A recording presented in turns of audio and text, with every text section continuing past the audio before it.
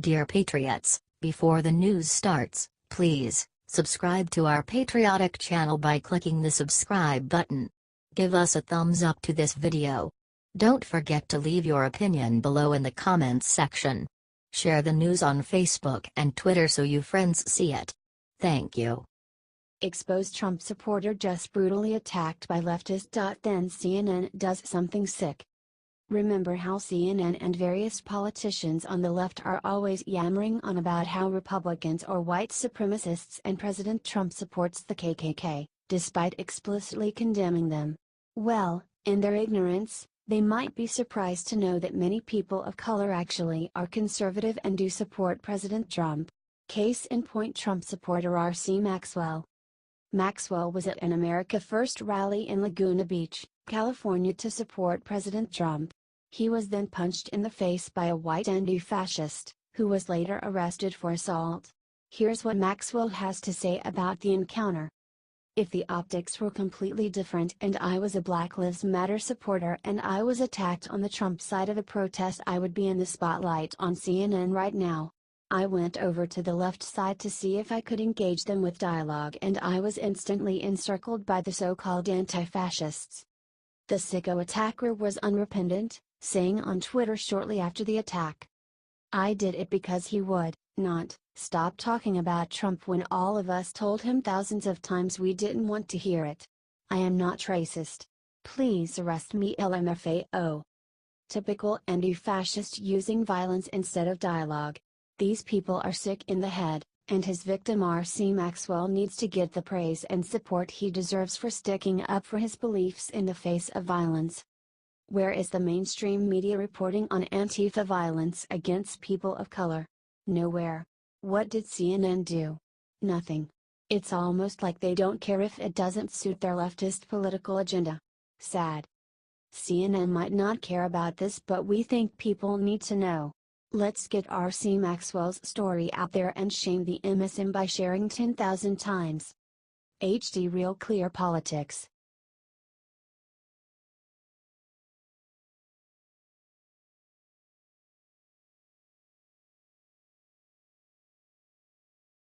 Anderson Cooper just told a huge lie to cover the crazy tweet he sent about Trump. Narcissistic host Anderson Cooper is one of the biased on-air personalities on Truth Challenged News Network, and it appears that he is having a hard time keeping his emotions in check during Republican Donald Trump's presidency. Following the surprising loss of Republican Roy Moore in the Alabama Senate special election, President Trump responded by tweeting, "The reason I originally endorsed Luther Strange, and his numbers went up mightily, is that I said Roy Moore will not be able to win the general election. I was right," he said. "Roy worked hard, but the deck was stacked against him." From his verified Twitter account, Childish Cooper responded to the president's tweet by posting, "Oh really? You endorsed him, you tool. Pathetic loser." When Anderson likely became more sober of mind and realized how unprofessional that tweet was, he deleted it. Then Anderson clearly lied about it the following day, claiming on Twitter, "Just woke up to find out someone gained access to my Twitter account. I have not sent a tweet in days or replied to any tweets. We are looking into how this happened." Fake news promoter CNN backed him up, stating, "Geolocation tools confirmed that the tweet in question was not sent from Anderson Cooper's phone. Anderson was in Washington, and we have proof the tweet was sent from New York, from a phone belonging to his assistant." They went on, "His assistant inadvertently left his phone unlocked and unattended at the gym early this morning, and someone took the phone and sent the tweet. His assistant, who has worked with Anderson for more than a decade, is the only other person with access to Anderson's Twitter account."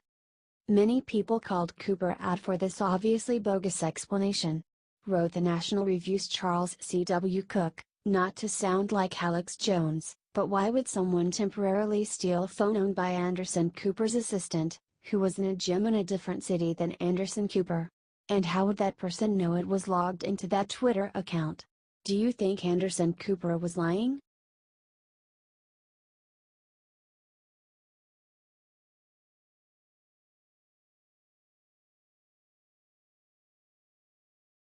Three cheers: Trump just battled Harvey in one big league. President Trump was ready to battle Hurricane Harvey before it was able to destroy parts of the great state of Texas. While Trump graciously accepted the advice, he didn't need it, because he has been on top of the potential natural disaster. On Friday night, even before Harvey hit, Trump had already signed a disaster proclamation for Texas. He said it unleashes the full force of government help. Trump is on top of it the whole time. And Saturday morning, Trump told FEMA they were doing a great job. Harvey has been downgraded at this point, but it's still a hurricane.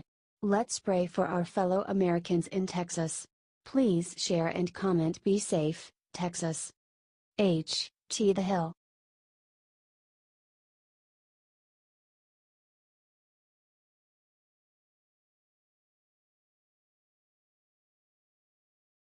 Karma time. Protester rapidly taken down at Trump rally gets even worse karma 2 days later.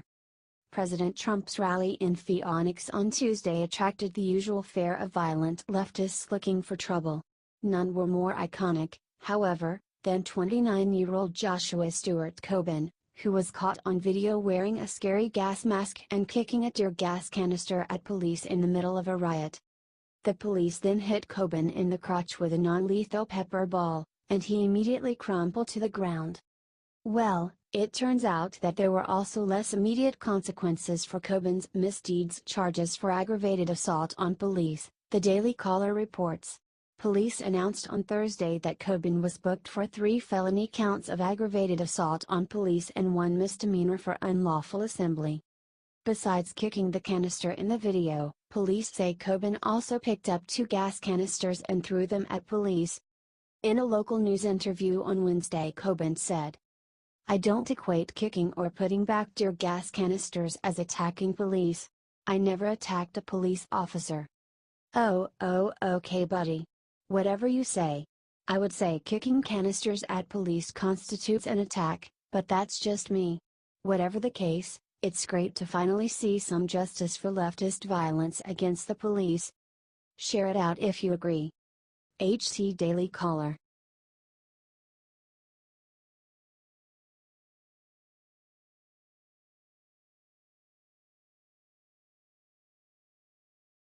Must watch. The emotional speech Mattis just gave to our troops left the entire room in tears. Secretary of Defense Jim Mattis was abroad working with other nations on an ISIS strategy last week when he decided to take some time out to give special encouragement to our troops overseas.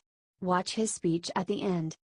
Mattis gave these inspiring words to our brave men and women in uniform while stopping in Jordan. "Believe me, I know you're far from home, every one of you. I know you could all be going to college, you young people, or you could be back on the block, just grateful.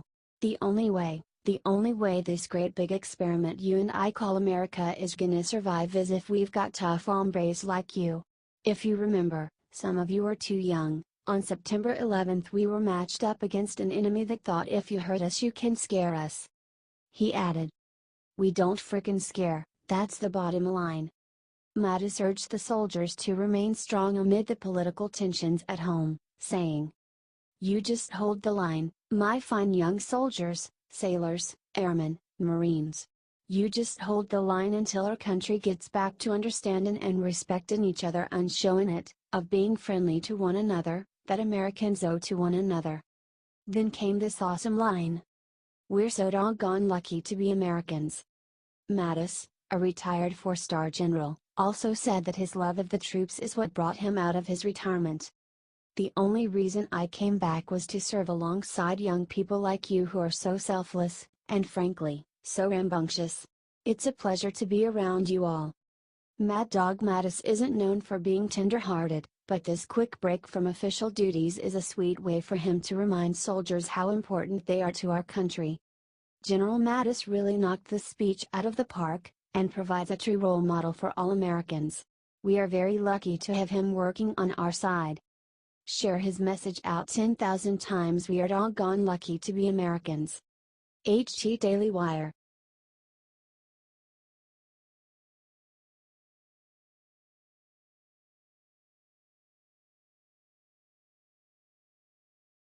Right before Harvey makes landfall, Trump just did the incredible to help save Texas. President Trump just signed a disaster proclamation for the state of Texas in wake of Hurricane Harvey, which has just been upgraded to a Category 4 storm. The disaster proclamation will grant Texas federal aid before Harvey makes landfall. Texas Governor Greg Abbott had earlier requested a disaster declaration to prepare for the storm, which will be the largest to hit Texas in at least 12 years. President Trump had his back. He is already making sure the citizens of Texas will be taken care of. Share this out, folks. And make sure to stay safe if you're in Texas. HT The Hill.